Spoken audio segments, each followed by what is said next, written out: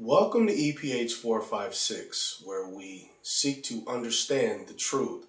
In John 17:17, Jesus said, "Thy word is truth." This week, we continue our verse by verse study on the book of Job with part 7. Hope you enjoy. Go ahead and get started. Another Wednesday. Got, this one should be fairly interesting. Hopefully you'll find it so. Heavenly Father, we just thank you for another day. Spring fast approaches. We thank you for new beginnings. We thank you for your mercy. We thank you for your Son who died for us. We just are so thankful. As the world continues to go down the way of the world, we just ask that that you keep us in your care, protect us, those of us who are in the world but are not of the world, Lord. Keep us safe, keep us together. Open up our hearts and our minds that we may receive what you have for us today. Amen. All right. Okay, so I have to admit, when I wrote this, I kind of got a little fired up, so you have to forgive me with my little rant. Hopefully it will seem like wisdom and not like rant. But we'll see. So this is the 7th part. I can't believe we've been in Job this long, but we are. And after we are done, we will be roughly about halfway through the book. Now, the way that Job works is the last probably 8 or so chapters or so can probably be covered in 1 week. I say that maybe, but there'll be maybe some things in there that I might miss. But as far as like the back and forth, usually ends around between Job and his 3 friends. I think it ends around early 30s. So you probably got about less than 10 chapters or so to go once we get in it, in order to get into God's comments about the whole thing as he shows up at the end. So 7th part to Job, as the briefest of recaps, because I have a lot of stuff to get through. Not a lot of stuff, but we got quite a bit, I guess. We talked about in the past some Book of Job aspects, it being potentially the oldest book in the Bible, with the official author being unknown. We talked about the mysteries within the book of Job that gives us some additional insights as to some potential order of the heavens, if you will.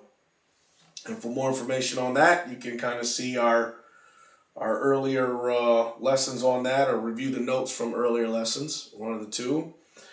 And we also talked about the supernatural attacks that Job was going through. And after these supernatural attacks happen, the results leaves Job destitute, depleted, and essentially just waiting to die in his grief. Everybody's turned on him. You know, his wife is turned on him. His kids are gone. His household has been decimated. He's lost everything. He's been afflicted personally. And dude is in a bad way. And, you know, all of a sudden his boys, they come up and visit old Job, trying to console him, if you will.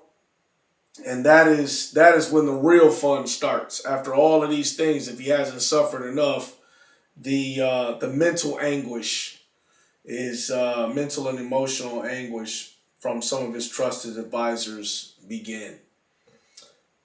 So the board is set. Pieces are moving. Job's friends arrive. Eliphaz, Bildad, and Zophar. We spoke about the different views that they represent. The religious, spiritual, traditional views, and then the intellectual authority.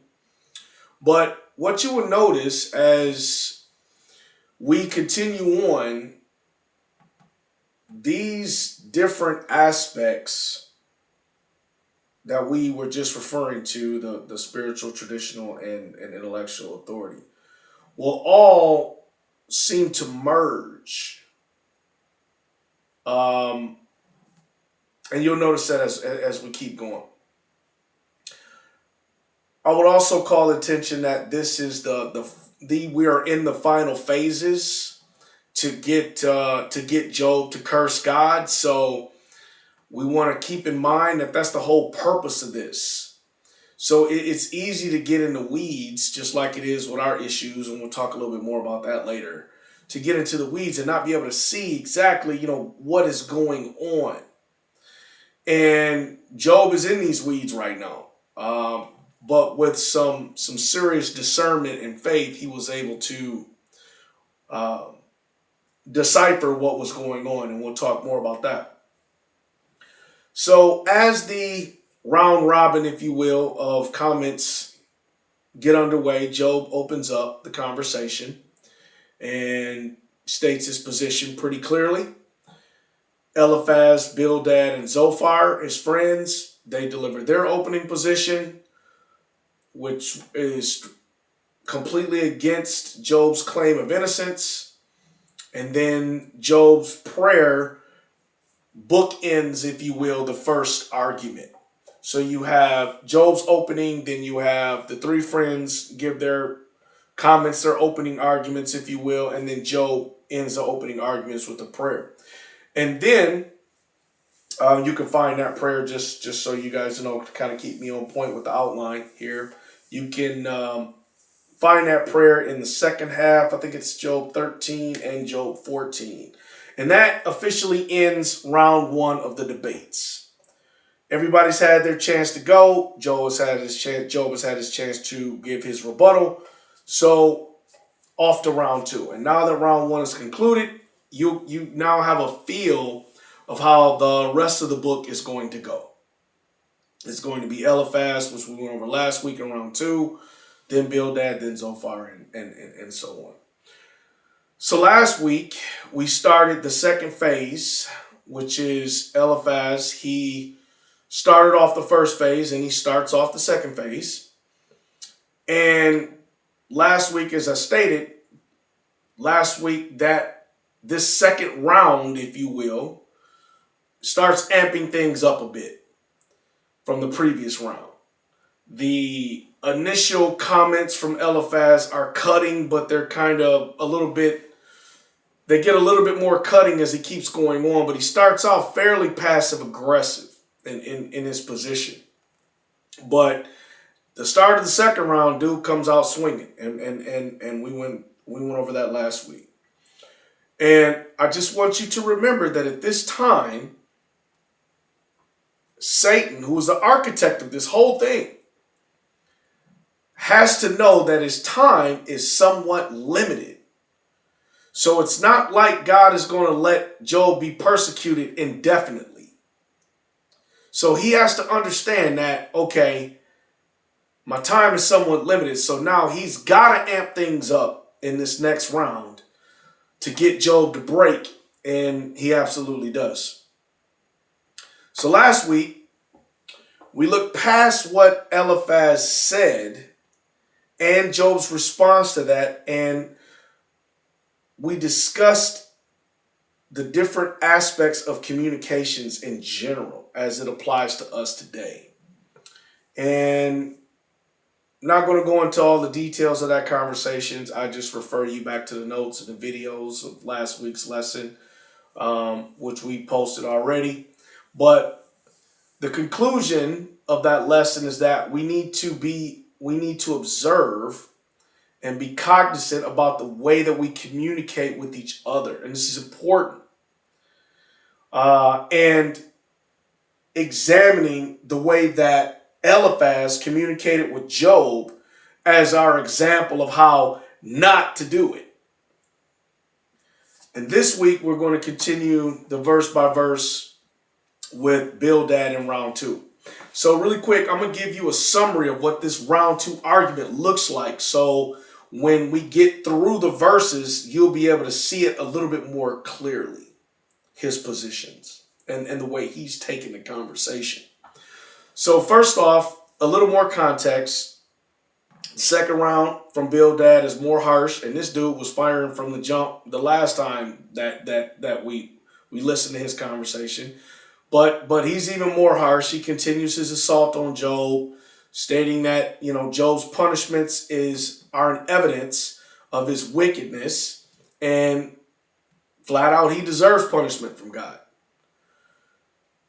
He continues on with his accusations of the wicked man Job, as he calls him. And Bildad continues to accuse Job of having secret sin or being wicked, and this is made evident by observing Job's current condition. So it's basically, to sum it up,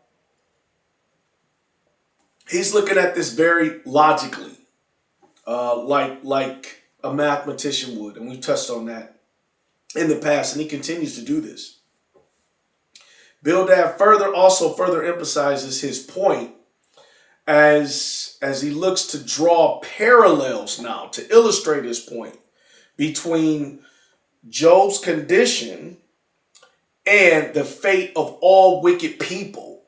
So this is it's not a unique strategy, but it's a very condemning strategy, because essentially what you're saying here is that, as a silly example, it's in a cup. It's uses grounds. People sometimes put creamer in it, or milk. What am I? It's coffee, right? Well, he's looking at that just like that. Well, let me see. You're suffering from boils. Your family's all gone. You've lost everything. Got to be wicked. So he's using Job's situation as proof of Job's condition. And we'll talk a little bit more about that. So as we cover Bildad's second argument tonight, you should begin to notice several things. And this to me is key with understanding, having a higher learning within Job, or being able to see another level within Job, not just the story itself, if you will. So the first thing is, you'll notice that Bildad is in fact amping up the rhetoric, so much so that the lines of his argument and the position of Eliphaz are starting to blur.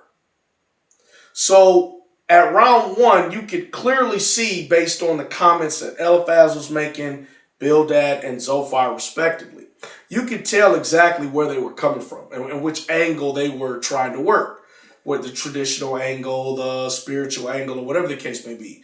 But as this thing gets ramped up, the lines start to blur. Again, first round was pretty obvious. They even made reference to it in their opening. But now, as we're starting to progress, their arguments are becoming more repetitive. And again, that line between a spiritual condemnation and traditional condemnation are blurring. And now it's just starting to look like condemnation. And I want you to think about why that is. Why is that? Why did these lines start to blur? And we're going to talk about it at the end. All right, so starting out with Job, we're Job 18 verse 1. Then Bildad the Shuhite answered and said, how long till you put an end to words? Gain understanding, and afterwards we will speak. Why are we counted as beasts and regarded as stupid in your sight? Who you tear yourself in anger? Shall the earth be forsaken for you, or shall the rock be removed from its place? All right, so I'm going to stop right there. So this is this is Bildad with the passive aggressive stuff, right? So right off the jump, he comes in with verse 2. How long will you until you put an end to your words? And what that means in the KJV says very poetically is, how long until you shut up? It's basically what he's saying. And then after you gain understanding, about what we're saying, then we can go ahead and speak. And it was a very interesting way that he put it. You can see quite clearly from just his rebuttals that Bildad is not listening to Job's position at all. And if you think about it in your own personal conversations, either with your significant other or other people who are important to you in your life, if somebody says, if your guys are in a debate, like I'll use myself as an example. If me and my wife are in a debate and I say to her, how long until you stop talking? You can see that couple things. Number one, that's a clear indication that I am not listening. That's number one. It's like that old Charlie Brown, want, want, want, want. That's what you got, right? That's all you're doing, which we talked over last week. That is absolutely not effective communication. And pride is the primary originator of us wanting to act like that because we feel we know the solution. We feel our position is right. When in fact, who cares? We're all wrong. And that's just the reality of it. So anyway, this is the classic, I'm going to be quiet until I can start talking again, right? Like we went over last week, versus listening objectively in the interest of solving the problem. That is mature communication. And as Christians, we need to be awesome at it. And again, I just want to point out, it doesn't matter what Job would have said. Other than the fact that, you know what, you guys, you're right, I'm guilty. That's the only thing that they were listening to. And if we replay conversations in our mind, in our history, you will know we've all been there. We've all had conversations where we already knew we were right. And we weren't listening. So to me, that just calls for some more self-examination. And then lastly, like I just alluded to, this is clearly an example of how not to do it. I mean, dude says, how long until you stop talking? Wow, that's interesting. Verse 3 I find also a little interesting. Notice in verse 3 that Bildad says, I'll read it again. He says, why are we counted as beasts and regarded as stupid in your sight? Okay, so he's looking at this thing. He's looking at Job's responses, and he's basically saying, you must think we're idiots. I mean, why are we able to consider that what you're saying is true? Like, you do realize that we see you all jacked up here in sackcloth and ashes and boils and everything. We see that. We see that your wife is like basically abandoned you. You see that all of your kids are dead. You see that. You see that you've lost everything. So how are we supposed to believe that you are not wicked? You've lost your mind, bro. Like you must think we're stupid. That's what he's saying here.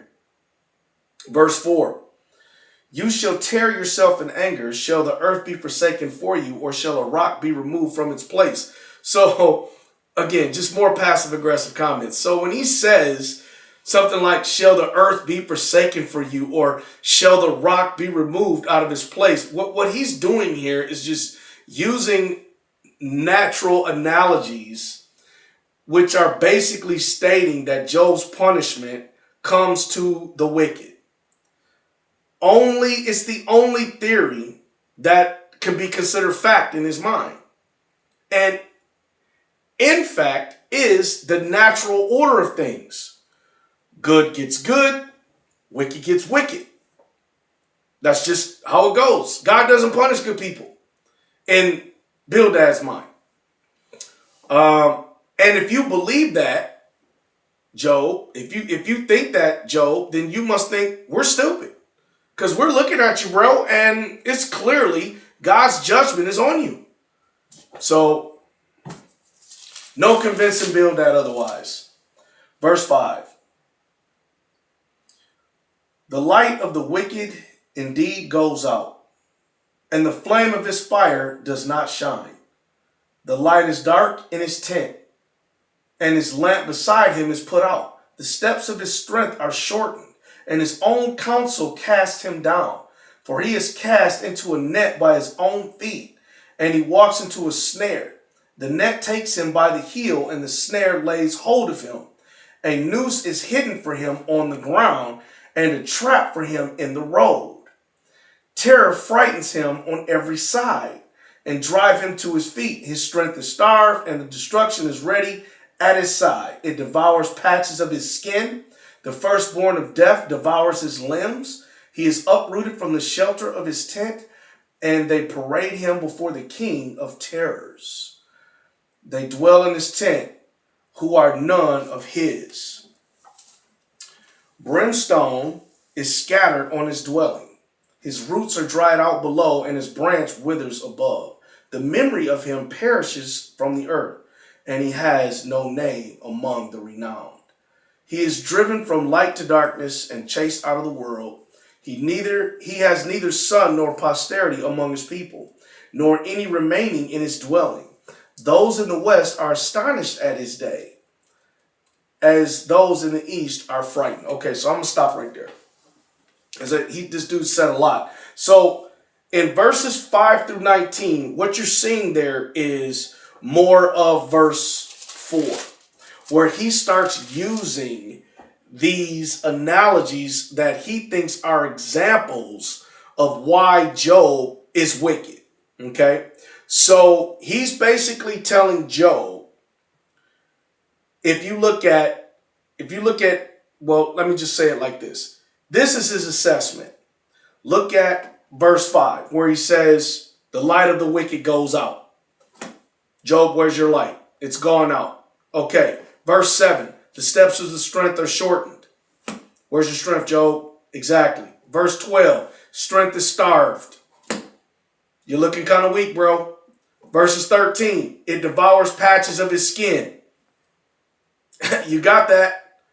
His memory perishes from the earth, and he has no name or no heritage. All of it was took from you, right? Verse 18, driven from light to dark. Job was in light, now he's in dark, and chased out of the world. Verse 19, has neither son nor prosperity among his people. So Bildad is just going through the checklist. He's like, you got no light, okay. Your strength is sorry and it's short, okay. You got patches on your skin. Yep, check. Your memory is perishing from the earth. You have no name. Yep, that's true. You were in light, but now you're dark. You were driven from light to dark. That's definitely a fact, because you used to have everything. We looked up to you. Now you have nothing. And then now you have neither son or prosperity among his people. So basically what he's saying is, Job, based on the evidence, how can anybody conclude other than the fact that you're a wicked dude? Quacks like a duck, swims like a duck, flies like a duck. It's not a turtle, Job. It's a duck. Going back to his verse here, verse 3, you must think we're stupid. That's what he's saying. This is the type of sarcastic ignorance that this guy is coming with. But if we think about it, I can't be ultra hard on the guy, because I've thought, if I'm being honest, I've thought exactly the same way he has, where I've just been so blinded to any other outside view. It's just like I can't even think objectively, which is where Bildad is at. All right. Verse 20. Those in the west are astonished at his day, and those in the east are frightened. Surely such are the dwellings of the wicked, and this is the place of him who does not know God. Okay, so this is his conclusion, as you saw that. All of these things we just went through. Strength is starved, steps of the strength is shortened, heritage gone, driven from light to dark, son, no prosperity amongst people. He's basically saying, okay, so Job, all of these things, which I know you are, my conclusion is, this is the place of him who does not know God. That's what he's saying. And based on his evidence, how he's presented his case. Again, if we're looking at this as if it was a courtroom, I mean, he can basically say the prosecution rests after that. So you're starting to be able to see, I guess I will say it like this. Going through Job this way, going through the book this way, gives me a newfound appreciation for the emotional and spiritual maturity this dude had. Because each and every one of us would have fell prey to that right there. These are all things he could see. But faith is not on things that you can see. And that's where Job was anchored, man. That's where he was anchored. So again, I want you to notice, I want you to take a step back and take Bildad and kind of put him over here on the shelf. And I want you to notice this argument. I want you to take this a level deeper. And I want you to see through the argument to the author of the argument. See, when you do that, this is the exact same tactic that Satan employs today with us. When he says, I can't believe you actually watched that. You should be embarrassed. God can't love somebody who's addicted to porn like that. I can't believe you're watching that stuff. Look at you. I can't believe you did that. You must be evil. Sure, God can forgive, but why would he want to forgive somebody like you? I mean, there's limits to this. And I mean, you get crazy wild and did some things you know you should have been ashamed of. I got the tape. I told you shouldn't have dated that person. You did it anyway. You know God can't forgive that. You got to suffer, bro. That's how he gets us. I'm telling you.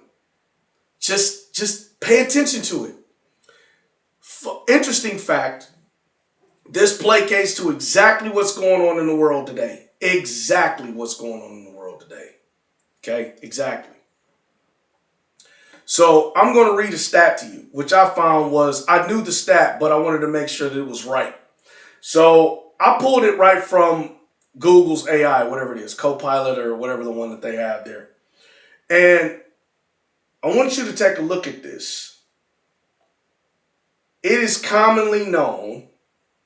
I mean, I think it's commonly known. I mean, I knew it. I think that it's pretty commonly known, I guess. The transgender community, particularly trans feminine people, have significantly higher mortality death rates than any other demographic. Often reported as nearly double as compared to any other demographic. Why? Why is that? I mean, how is your suicide rate and death rate twice as much as everybody else? Why is that? So forget about, look past through this to the spiritual part of this. There's a war going on. Why?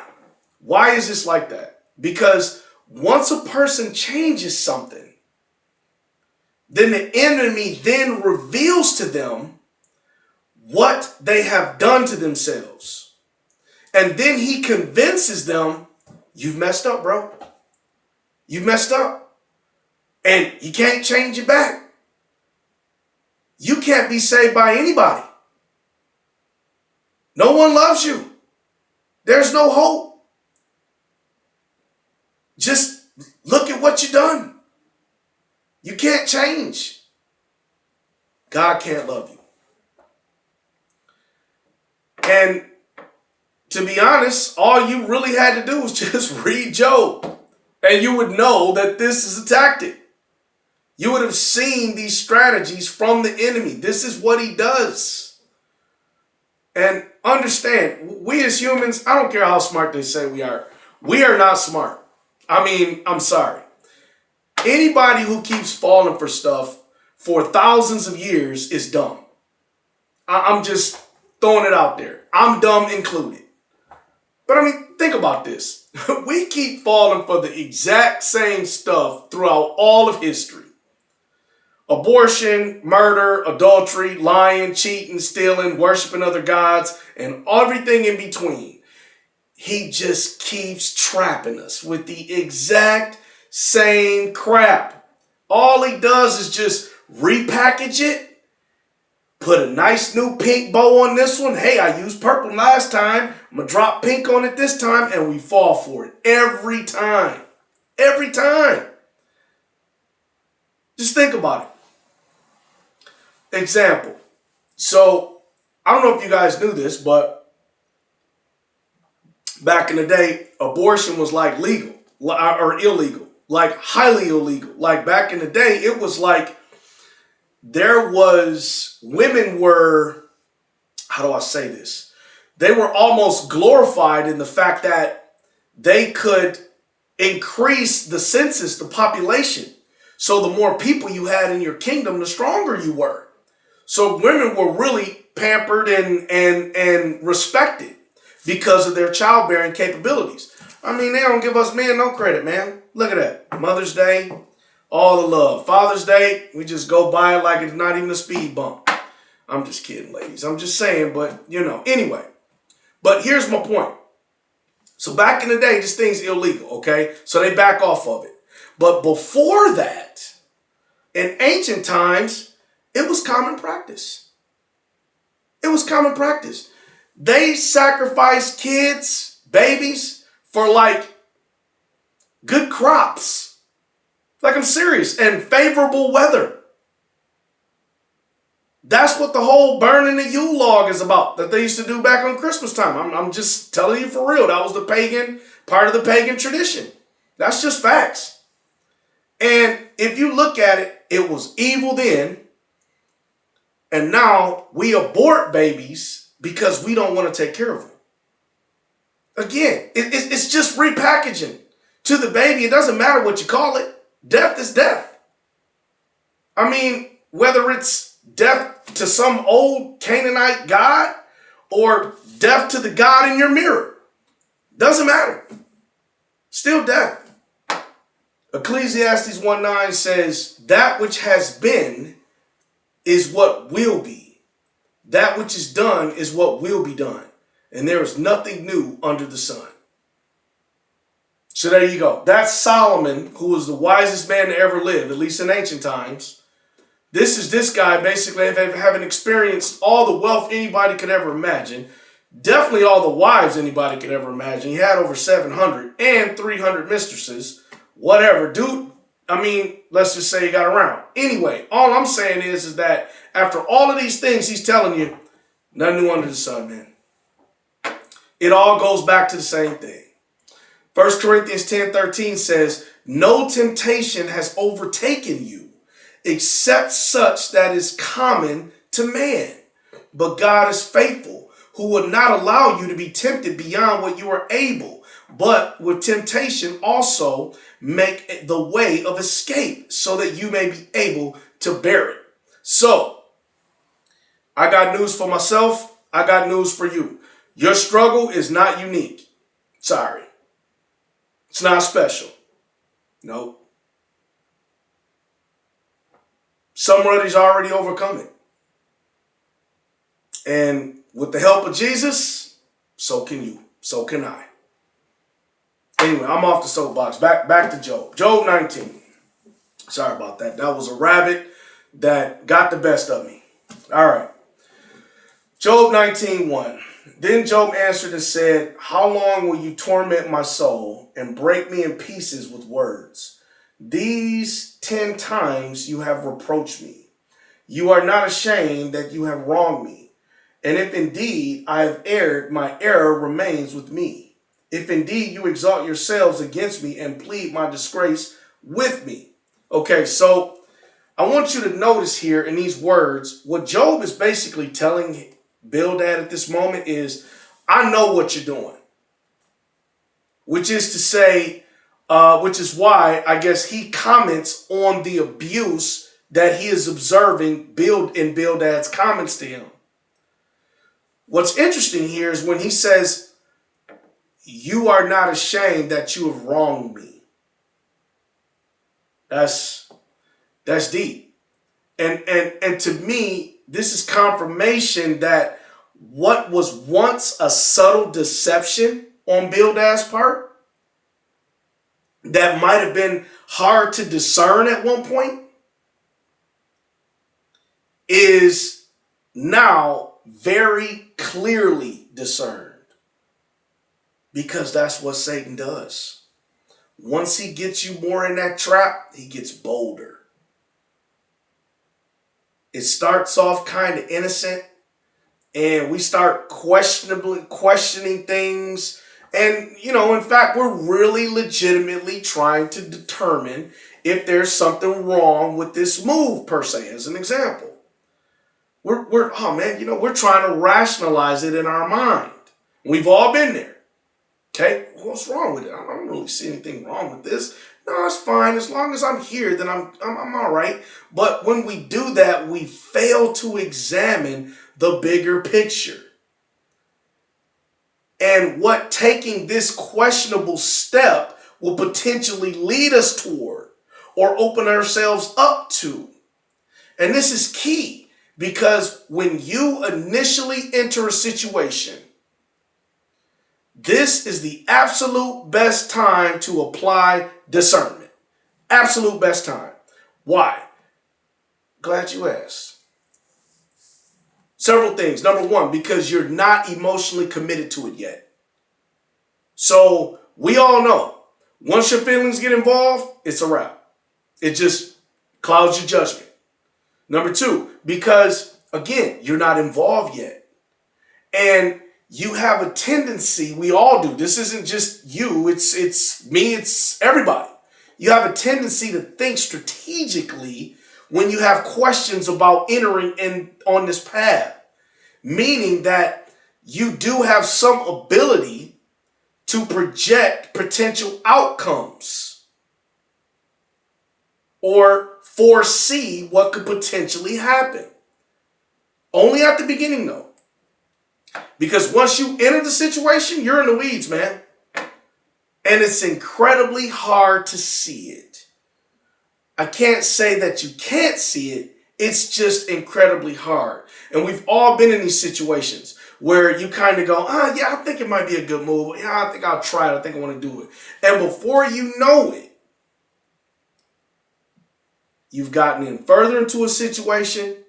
The true motivations and the strategy is revealed, and time has removed the veil of deception.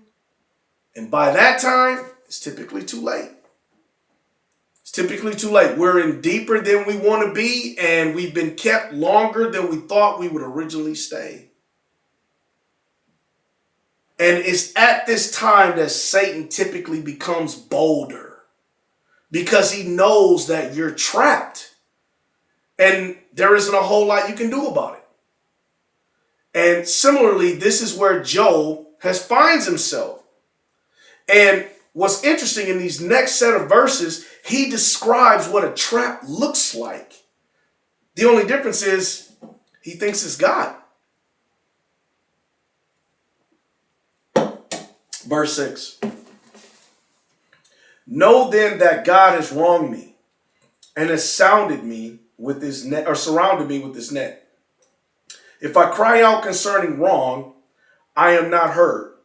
If I cry aloud, there is no justice. He has fenced up my way so I cannot pass, and he has set darkness in my paths. He has stripped me of my glory and taken the crown from my head. He breaks me down on every side, and I am gone. My hope he has uprooted like a tree. He's also kindled his wrath against me, and he counts me as one of his enemies. His troops come together and build up their road against me. They encamp all around my tent. He has removed my brothers far from me, and my acquaintances are completely estranged from me. Remember that verse. My relatives have failed, and my close friends have forgotten me. and those who dwell in my house and my maidservants count me as a stranger. I am an alien in their sight. I call my servant, but he gives no answer. I beg him with my mouth. My breath is offensive to my wife, and I'm repulsive to the children of my own body. Even young children despise me, and I arise and they speak against me. All my close friends abhor me, and those whom I love have turned against me. My bone clings to my skin and to my flesh, and I've escaped by the skin of my teeth. Have pity on me, O you my friends, for the hand of God has struck me. Why do you persecute me as God does, and are not satisfied with my flesh? Oh, that my words were written. Oh, that they were inscribed in a book. All right, I'm going to stop there. So, this is what I'm talking about. What he describes in verses 6 through 29, start with verse 6, is he starts describing what this trap he's in feels like. And we can all relate because we've all been in them. Know that when God has wronged me, he has surrounded me with this net. So what does a net do? It captures. He has fenced up my way and I cannot pass, and set darkness in my path. Verse 8. He's fenced me up, meaning he surrounded me, so I can't pass, I can't go anywhere, and he set darkness in my path, which basically means that he's barred his way and he's turned out the lights. So you're sitting there trapped, not being able to see which way is the way to get out. You can't formulate a plan because you can't see anything, right? Verse 13, he has removed my brothers far from me, and my acquaintances are completely estranged from me. My relatives have failed, and my close friends have forgotten me. What is he saying there? Those who dwell in my house and my maidservants count me as a stranger. I am an alien in their sight. I call my servant, but he gives no answer. I beg him with my mouth. My breath is offensive to my wife, and I am repulsive to the children of my own body. Even young children despise me. I arise and they speak against me. All my close friends abhor me, and those whom I love have turned against me. What is he saying there? He's isolated. He's got nobody. He's been isolated. He's been trapped, so he can't move in any direction. The lights has been turned out. He can't see anything. And everybody who would help him is gone. That is how Satan traps you and I today. That's how he traps us today, right? Through manipulation of family struggles or family disputes or disputes with friends, he alienates you away from those who would love you and could help keep you safe. And we all know and have relatives that this has happened to. If you think back on different situations using your spiritual eyes, you can see the plan in action. You can see it. There is this subtle leading away from the flock, if you will. There's this subtle leading away out of protection. And then before you know it, they're isolated and they're stuck. You got nowhere to go. And you feel surrounded, trapped, just like Job felt. Exact same plan. Now, how he gets you there is different for all of us because we all have varying weaknesses. We all have different issues that we have to face. But that the issue isn't the point. The point is that the end result he wants for you is the same. Isolation. Because when you're isolated, you're vulnerable. That's why Jesus said, I will leave the 99 to get the one. Because he knows the one ain't got a chance. Once the enemy gets you isolated, you're on his turf. So, how does that apply to your life? How does that apply to my life? Again, before we get into situations, consider Job. Consider this plan that you now understand and think, okay, what could this potentially lead to?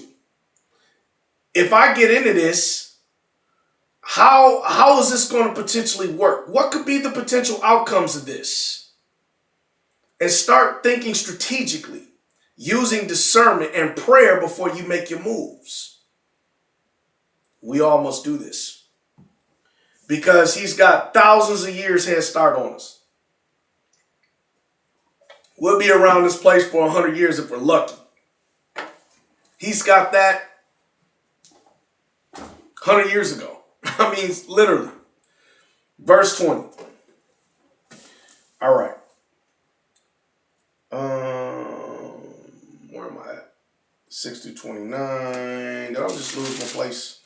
I did. Verse 20. My bone clings to my skin and to my flesh, and I've escaped by the skin of my teeth. Know what that feels like. Have pity on me, O you my friends, for the hand of God has struck me. Why do you persecute me as God does and are not satisfied with my flesh? So, I got to say this final thing on this point. This trap is so intricate, is so well done by Satan. Job, a disciple of God, is fooled. That's what I'm saying. I mean, in Job 1, it talks about this guy being prayed up, man. Prayers all the time, sacrifices all the time. They said, how does it go again? This is the Bible now. I mean, I'm just reading what it says. It says, there was a man in the name of Uz, whose name was Job, and that man was blameless and upright and one who feared God and shunned evil. Now, I'm just going to tell you right off the bat, that's not me. I'm not blameless and upright. I try to be upright, but I'm definitely not blameless. And one who feared God, I'm definitely that, and shunned evil. Try to all the time. My point is Job was that close, and he is still fooled. So what does that mean for you and me? You already know what it means. Verse 20. I think I'm on 21. Have pity on me, my friends, for the hand of God has struck me. Why do you persecute me as God does and are not satisfied with my flesh? Oh, that my words were written. Oh, that they were inscribed in a book, that they were engraved on a rock with an iron pen lead forever. For I know that my Redeemer lives, and he shall stand at last on the earth. And after my skin is destroyed, this I know, that in my flesh I shall see God. What's interesting is in verse 20 to 24, Job confirms his belief that he thinks that this trap or elaborate plan is actually God punishing him.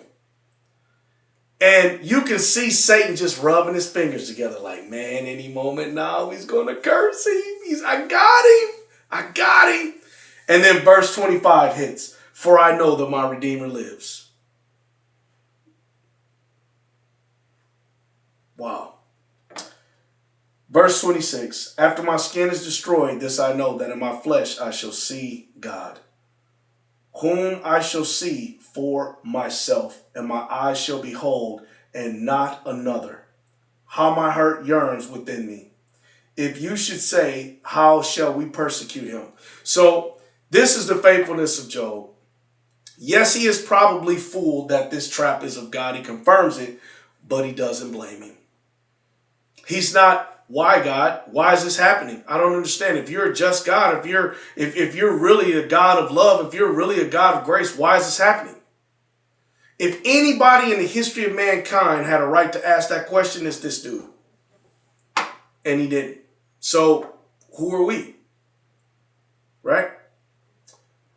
Last verses. If you should say, how shall we persecute him, since the root of the matter is found in me? Be afraid of the sword for yourselves, for wrath brings punishment of the sword, that you may know that there is a judgment. So, what I think interesting about verse 26 through 29 is if you recall, Job in the end, he issues a warning after he declares, I'm the Lord's man, period, end of story. He issues a warning back to his friends. And he says, you need to be afraid of the sword yourselves. And this is more than likely a direct shot to Eliphaz's argument 4 chapters ago. I think it's Job 15:22, where he says he does not return from darkness, for a sword is waiting for him. So Job's like, oh, okay, yeah, well, sword is waiting. Well, you need to be afraid of the sword yourselves. This is more likely the response to that. And just want you to see what's going on here. And just look past the reading of the scripture and think about it strategically as you study it.